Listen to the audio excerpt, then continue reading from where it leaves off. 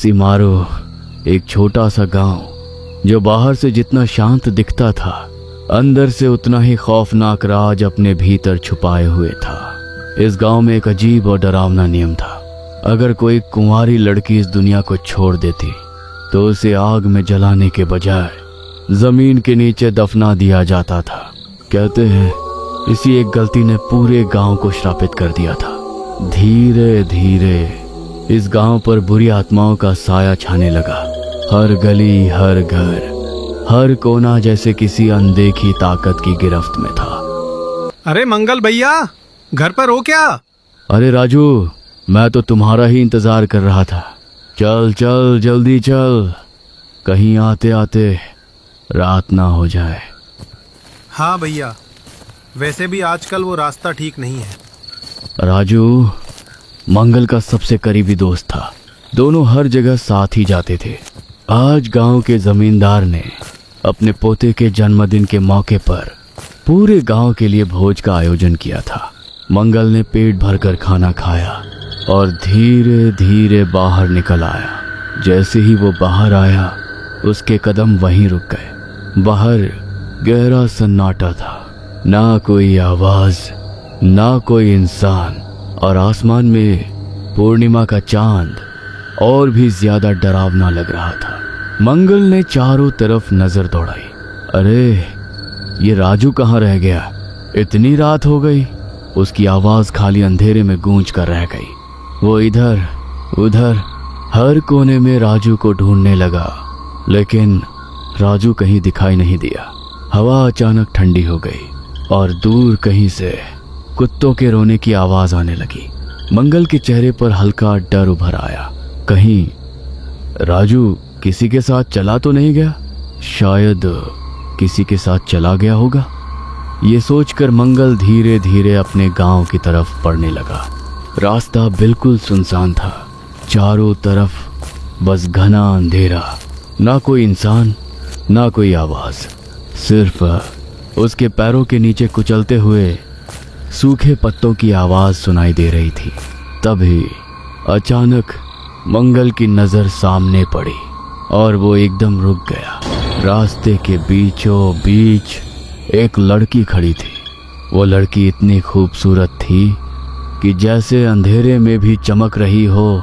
लंबे काले बाल, गोरा चेहरा, आंखें गहरी और आकर्षक।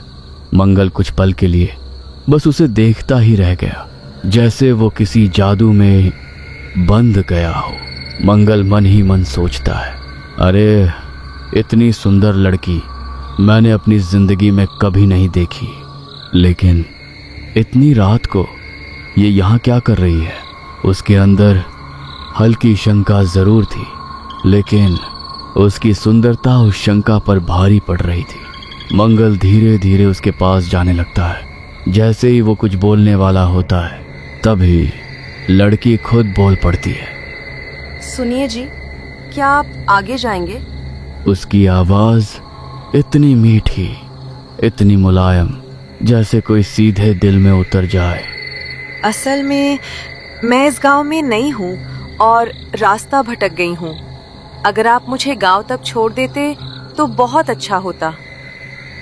मंगल उसकी आवाज सुनकर जैसे पूरी तरह खो गया। उसका दिमाग काम करना बंद कर चुका था। दिल की धड़कन तेज हो गई और उसके मन में एक अजीब सी भावना जन्म लेने लगी।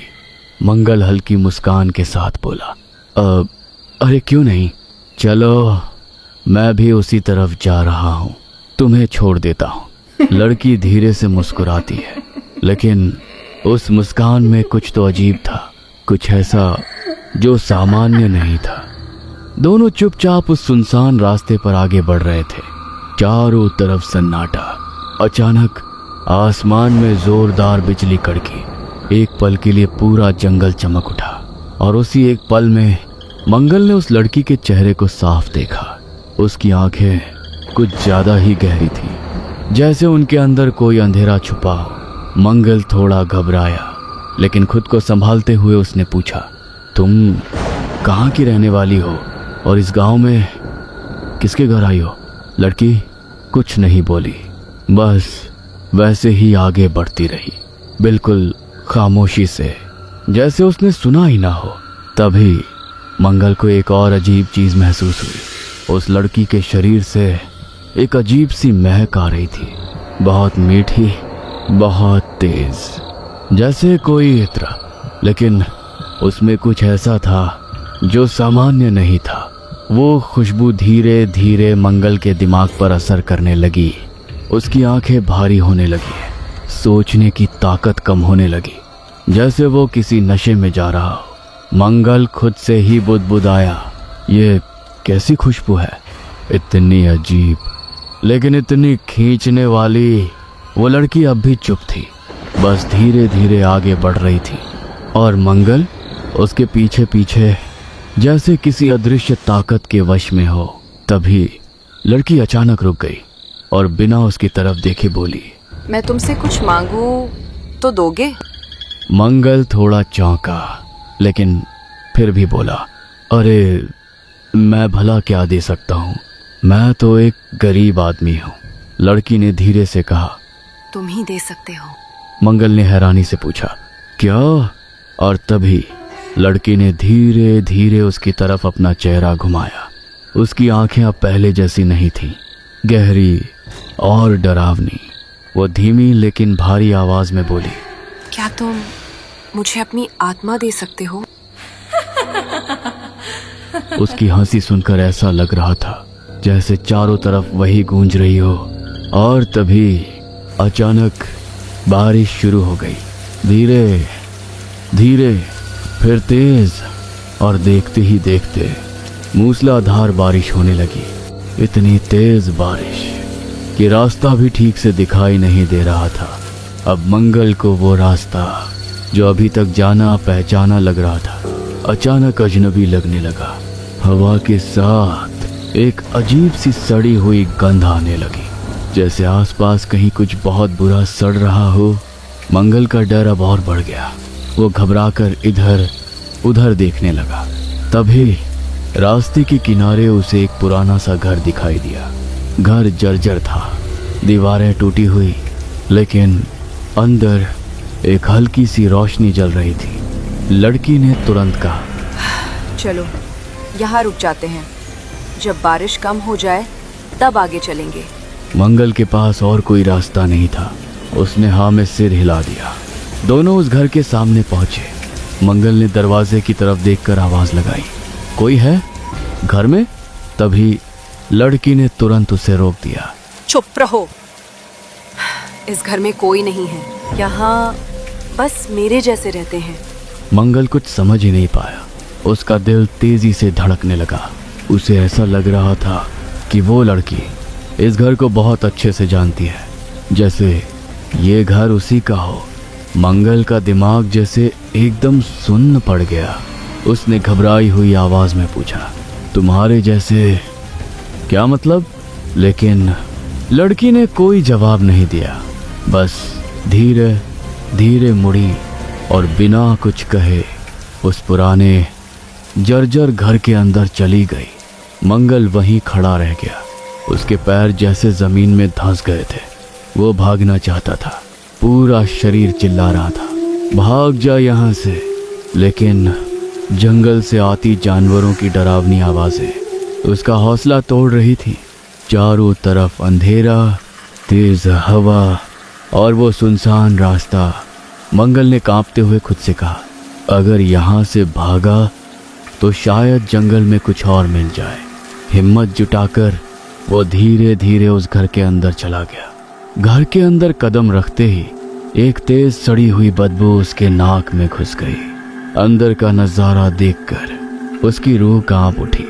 चारों तरफ सामान बिखरा पड़ा था, पुराने बर्तन, टूटे हुए फर्नीचर, दीवारों पर काले धब्बे, जैसे वो घर सालों से वीरान पड़ा हो।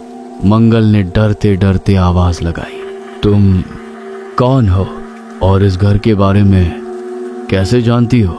कुछ पल के लिए पूरा घर खामोश हो गया। फिर धीरे धीरे वो लड़की उसकी तरफ मुड़ी, लेकिन इस बार उसका चेहरा वैसा नहीं था। उसकी आंखें लाल हो चुकी थी, चेहरा टेढ़ा मेढ़ा बाल बिखरे हुए और होठों पर एक डरावनी मुस्कान। वो गुस्से में गरजती हुई बोली, तुम बहुत सवाल करते हो। वो एक भयानक डायन बन चुकी थी। मंगल के पैरों तले जमीन खिसक गई। उसका पूरा शरीर कांपने लगा। आंखों में डर साफ दिख रहा था। वो हाथ जोड़कर गिड़गिड़ाने लगा, मुझे जाने दो, मेरी बीवी मेरा इंतजार कर रही होगी। मैंने तुम्हारा क्या बिगाड़ा है? डायन की आंखों में अब खून उतर चुका था। उसने अपनी लंबी डरावनी जीभ बाहर निकाली और खतरनाक आवाज में बोली, बहुत दिनों बाद इंसान का मांस मिलेगा। मंगल के रोंगटे खड़े हो गए।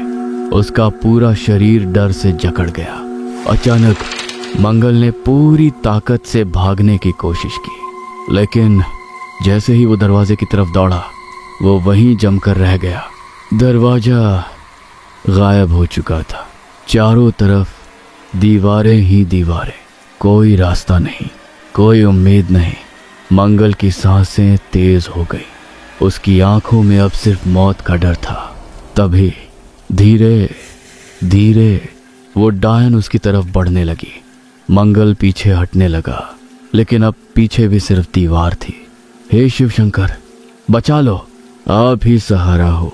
जैसे ही उसके मुंह से ये शब्द निकले, अचानक आसमान में जोरदार बिजली कड़की।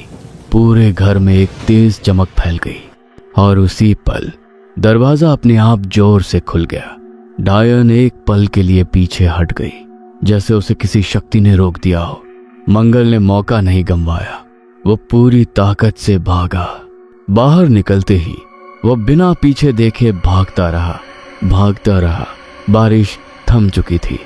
अंधेरे के बीच दूर उसे अपने गांव की टिमटिमाती रोशनी दिखाई दी। वो रुक गया और पहली बार उसने चैन की सांस ली।